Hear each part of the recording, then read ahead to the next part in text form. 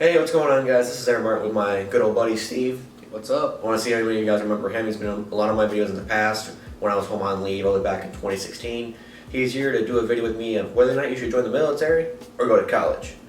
We're going to give you the benefits and the disadvantages to both on how you should, what we think is better or worse. And we're going to throw a series of questions that we came up with to give you guys the best information possible.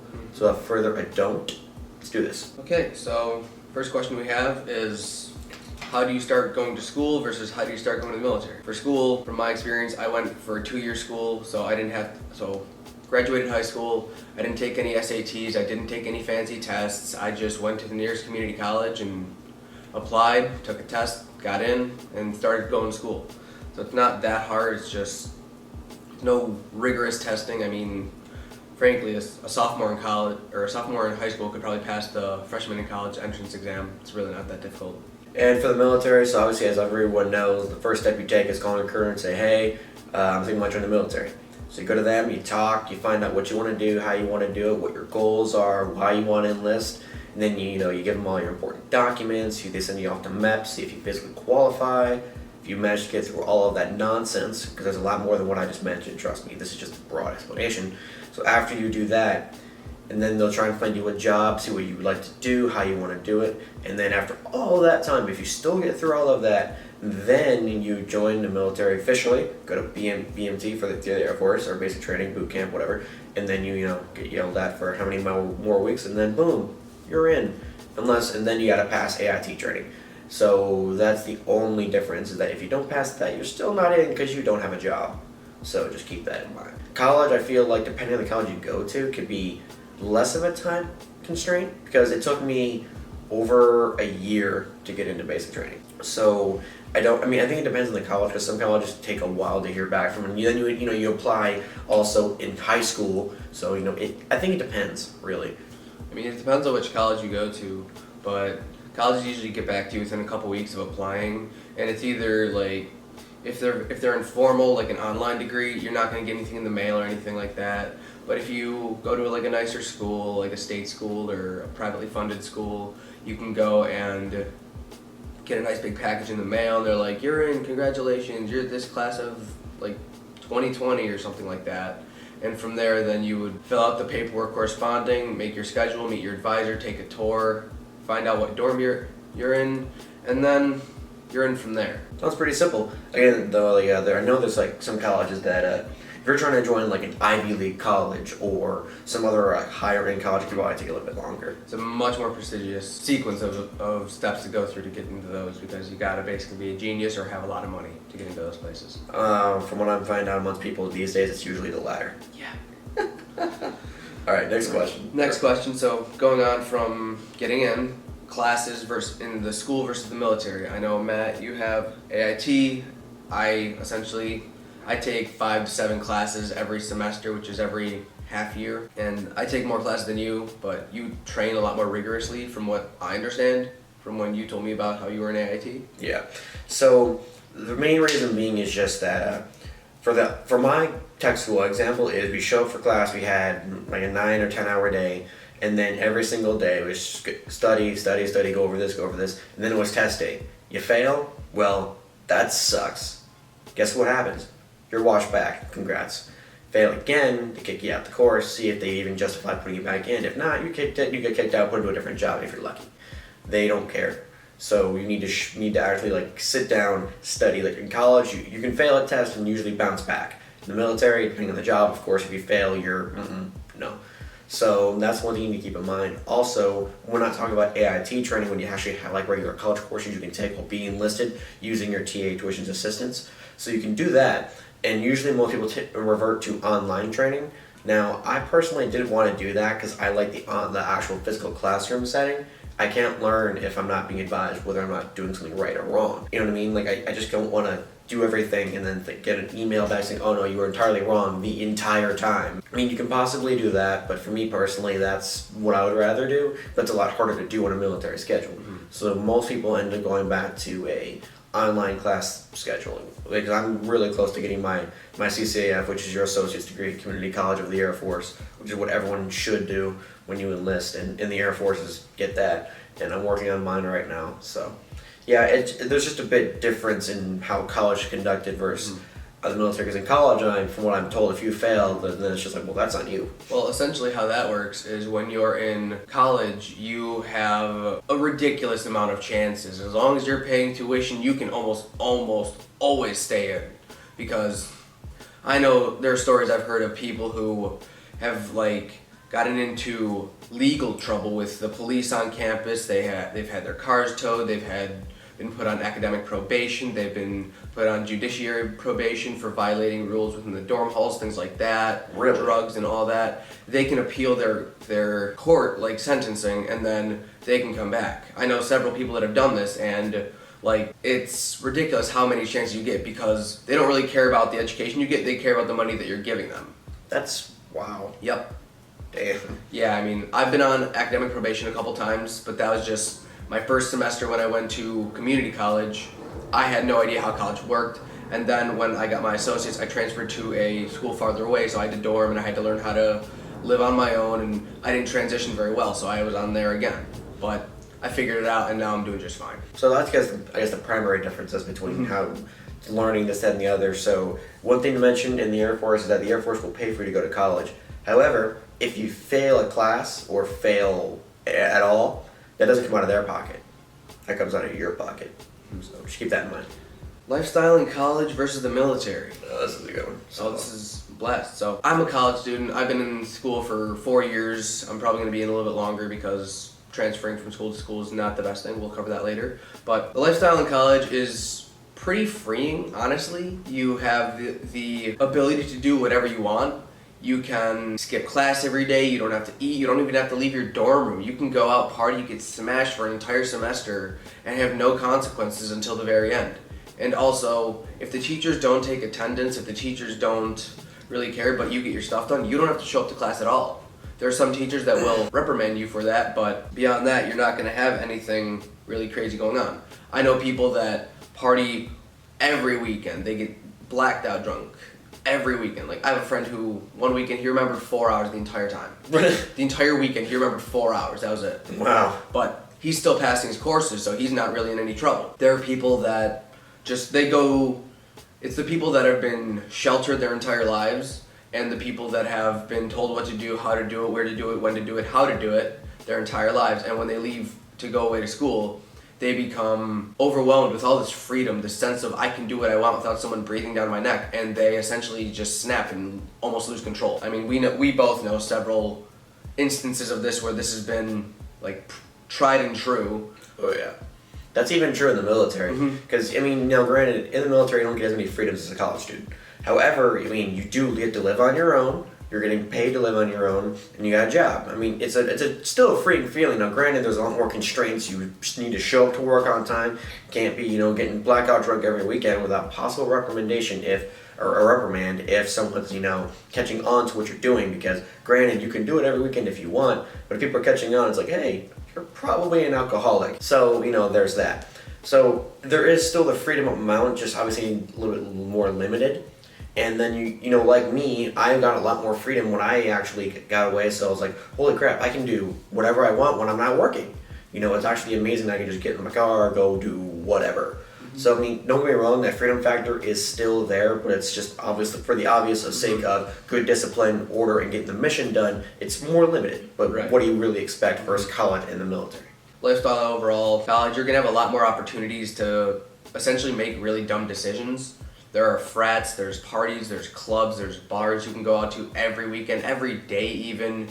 Before I came down here, I was up till 4 a.m. every single night to get all my stuff done. Nobody stopped me. Nobody tried to say, hey, you shouldn't do this. You should be sleeping. I just went on no sleep for about 2-3 weeks because I knew that's what I had to do to get my stuff done. And no one's really going to stop you to do that. So that's kind of my take on the whole lifestyle thing. So in the military, that's a little bit different. They actually try to make you either get crew arrest or, get certain things of your life in order to make sure you're performing at the level that you should be. But usually how it works is depending on the job that you will usually lack sleep, you will lack other things just for the sake of doing the job. So, some jobs work more rigorously than others, so it varies. depending on what you do. So overall, the biggest difference is just that in college, there's more freedom with less punishments. In the military, of course, there is a little bit less freedom with more punishments if you fuck up a few times or if you fuck up bad enough. So. All right, next question. The teachers, who you'll meet, how they act, and so on and so forth. Alright, so military instructors are basically, as it sounds, military instructors. They're there to make you succeed, but at the same time, from what my experience was, they're not going to hold your hand at all. If you fail, that's on you. That's all it really is. I mean, they're there to teach you. They are there to help you. Don't get me wrong. They're not going to be like, oh, you want me to explain this more? No, they will do that. It's just a matter of if you're not willing to put the time in to make sure you pass or the effort to actually show that you care, they're not going to hold your hand.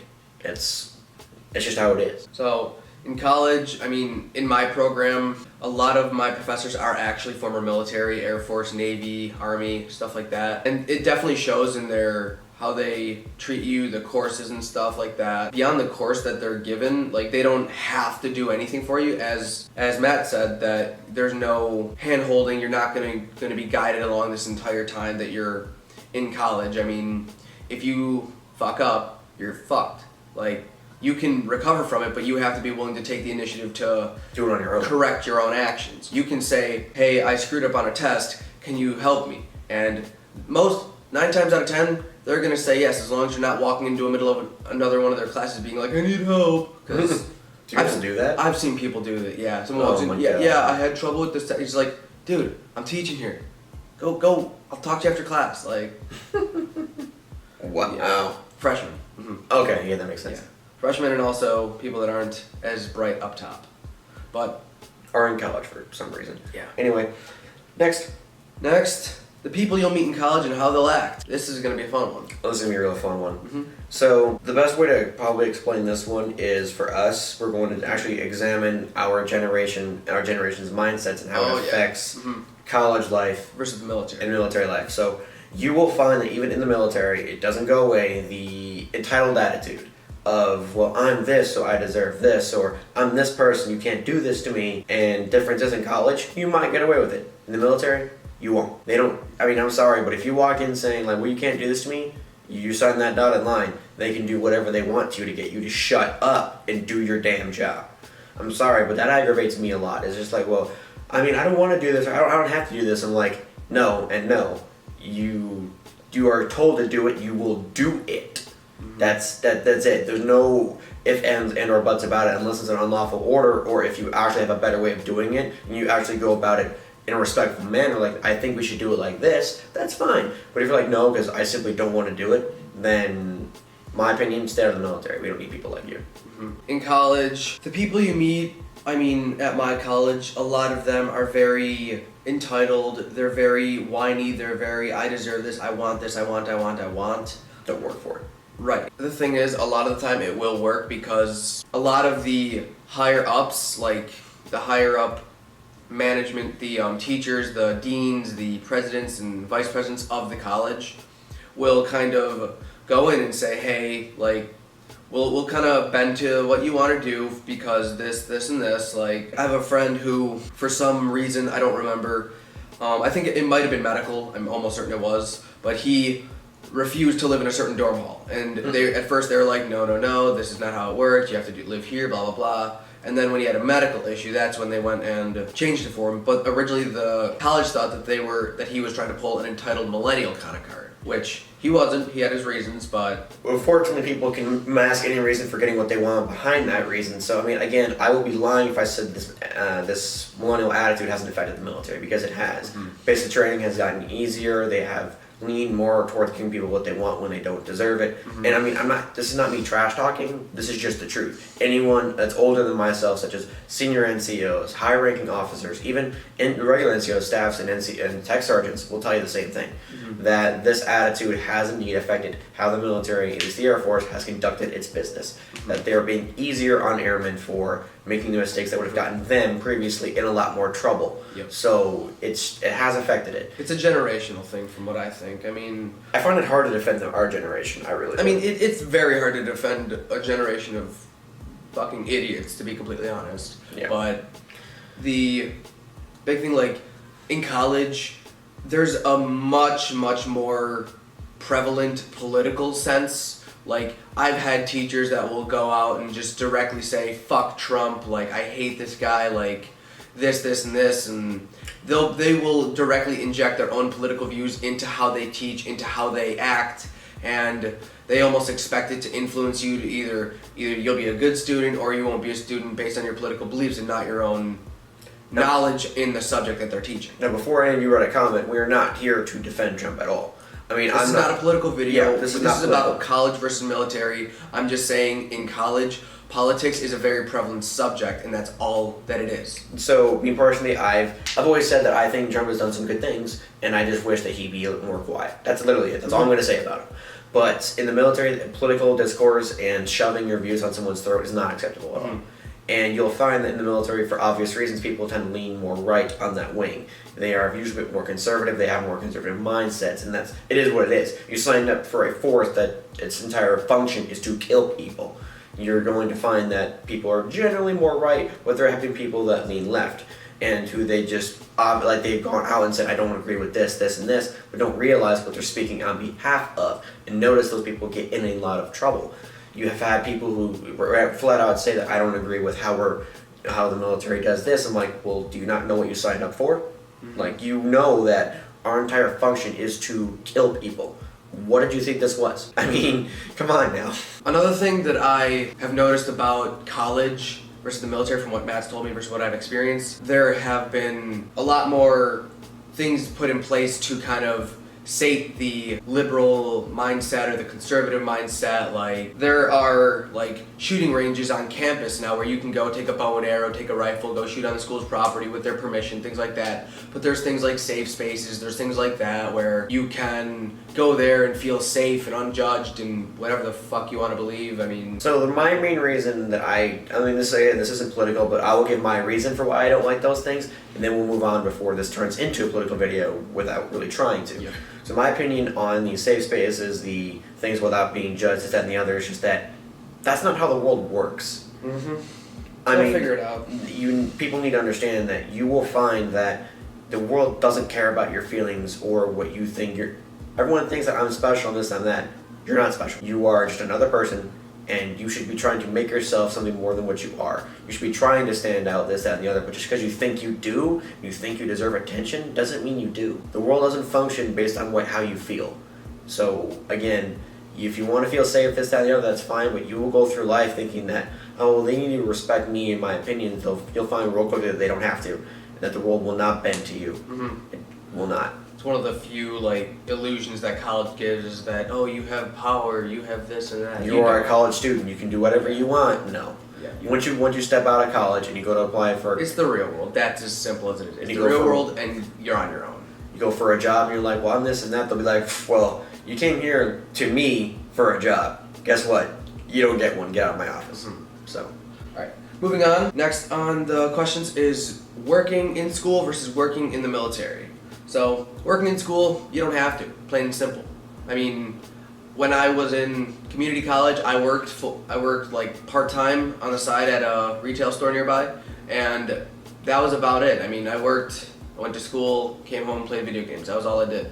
Now that I have gone to a different school farther away where I dorm, there aren't as many opportunities based on just the physical location, just kind of in the middle of nowhere. But based on that, there's opportunities on campus to work. Like, you can work at the food service places, you can work as like a secretary for one of the deans or something like that.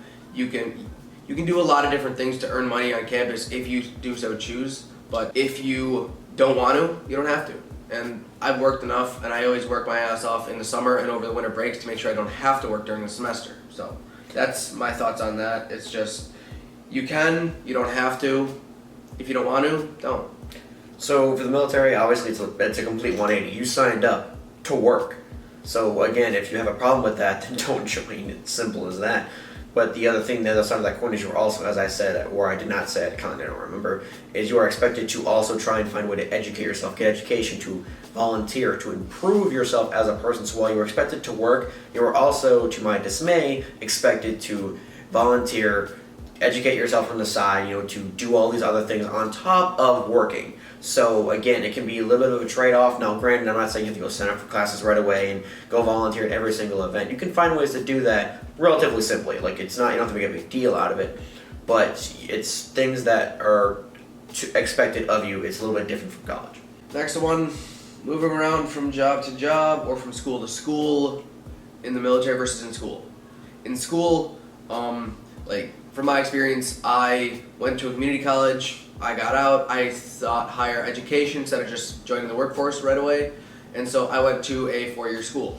That process was kind of arduous. It was a pain in the ass, to be completely honest, just because you spent 2 years, you earned a degree, you got all this, but when you want to go to seek higher education, not all your credits will transfer, not all your certifications, not all your things you've been recognized for will be recognized as you move forward. So that's why it's going to take me probably 5 years to get a 4-year degree. It's going to happen.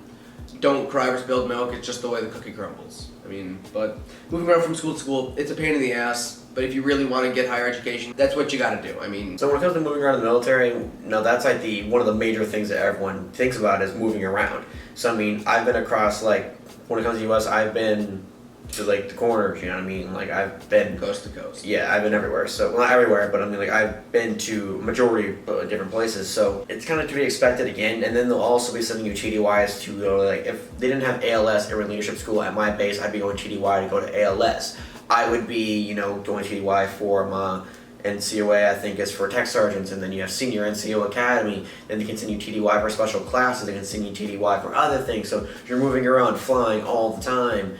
It's to be expected. Now, granted, you don't have to do all those things. If you want to make staff and tech, then those two are expected. But again, as far as the extra stuff, you don't necessarily have to do it, but you will move around. Technically speaking, you're only maybe supposed to spend 2 to 3 years at a base, then go somewhere else and you'll PCS and go to a different base and expand your horizons, as they call it. So it's, when it comes to moving around, besides it's just a difference between moving to a college, you'll move between base to base. People who have been there for 20 years have been places. So they have been to a lot of different things, a lot of different experience. So if you don't like moving around, don't enlist. Getting to some of the final points. Overall takeaway from college, is it worth it? From my experience, yeah. My dad was in the military. I thought about enlisting. I probably would have went Air Force, similar to Matt here, but I decided it wasn't for me. I don't like listening to a lot of people telling me what to do all the time. I can, if I choose to, but having someone screaming in my face isn't exactly my cup of tea.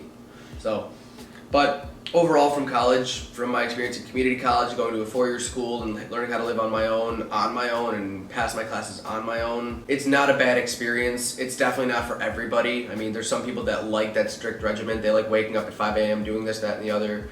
There's people that like sleeping until 4 p.m. and just doing the work at night and not going to class and stuff like that. There's different walks of life for every person out there. But from my experience, I like college. It's a good way to get experience in a field that you might not have any experience in prior. They teach you a lot as long as you're willing to learn. You can learn a lot about yourself and how you act, because you'll have to learn how to budget eventually. You'll have to learn how to do stuff like that. It's a good way to build credit with student loans. It's never fun taking money that you don't have, but if you want to pay for school and you don't have mommy daddy money, then you're kind of SOL. You're SOL essentially. But overall, my experience, it hasn't been very poor. It could be worse, but it could be a lot better. But from everything that I've had, it's good. I like it. So for me, when it comes to in the military, I've had a good experience so far. There's always going to be people who, even me, who have had things really, you get really angry at or upset at, how we do things, but it's to be expected. It's the military. Not everything's going to be sunshine and rainbows. And one of the points I want to kind of address really quick is how you mentioned how in the military there's always a chain of command. There's always, there's a set zone of leadership. Mm-hmm. One thing that I've noticed amongst older vets is that once they get out of the military and then they start to notice how the civilian world doesn't operate the military does, they have a very hard time adjusting. And what I mean by that is, there's a set chain of command. In the civilian world, it's not like that. There's a lot of backstabbing. There's a lot of shit talking. There's that in the military too. It's a bunch of bullshit. And it sets people off because they're told from day one, this is how it is. Mm-hmm. This is your chain of command. This is who's above you. This is who's above that guy. This is who's above that guy. That's your DO. That's your commander. That's your group commander. That's your wing commander. There's your match comm commander. These are the people who tell you what to do, and you accept it because yes. So when in the civilian world, it's more or less kind of, it's just not as set in stone. With that, I'd say yeah, that's a very prevalent point, that the chain of command is in the civilian world where I'm from, there's no chain of command, essentially. I mean, I've seen people like younger than me go and talk back to a general manager of a company and win and be like, this is how things are now, and the general manager will just bend to their will. I've seen cases where it's more military, where someone tries to talk back, someone gets shut down and roasted and completely put in their place.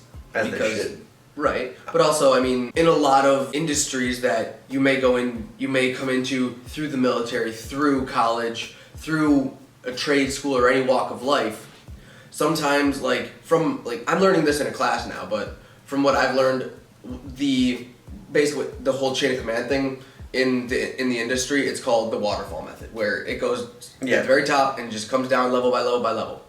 And the waterfall method is good in a lot of standard industries, but in like more evolving technology fields like what you and I are in, sometimes it will make a big difference when you don't have to, if you want to start a project that you know will benefit the company or benefit the mission and get you where you want to go, it's sometimes better to not have to go up the chain of command for approval and so on and go from there. So that's kind of, I guess from my perspective, it's a benefit of civilian life, is that you won't always have to go through a chain of command if you have good reason to skip going, or you have a good reason to go above your support or your superior and to get what you want. Now, in addition to the military, it doesn't really work like that. So I mean, if I wanna move off base, I need supervisor approval, and then I probably need to go higher than that. Go talk to his tech, go talk to the master, and then go talk to the first year, and then the commander, my flight commander. It's in the military, it's not the waterfall method. It's literally shit rolls downhill. So that's kind of how it is. For a lot of things that you want to do, it's you're either told to do it or you need to ask for permission. If you just do it, and I don't want to be you. That's all I'm gonna say. I mean, in college, that's also kind of how it is. It's like shit rolls downhill. But the big issue at my college in particular, I won't say which, but because it's very similar across most colleges in the U.S., is if I wanted to start a club on campus and I needed to find an advisor, but I couldn't find anyone and no one was opening up, and I go above the person's head, that's almost commended because I'm trying to bring something to the college community. Whereas actually, story time. I had a professor last year who, the way he taught, some students didn't like. I enjoyed it.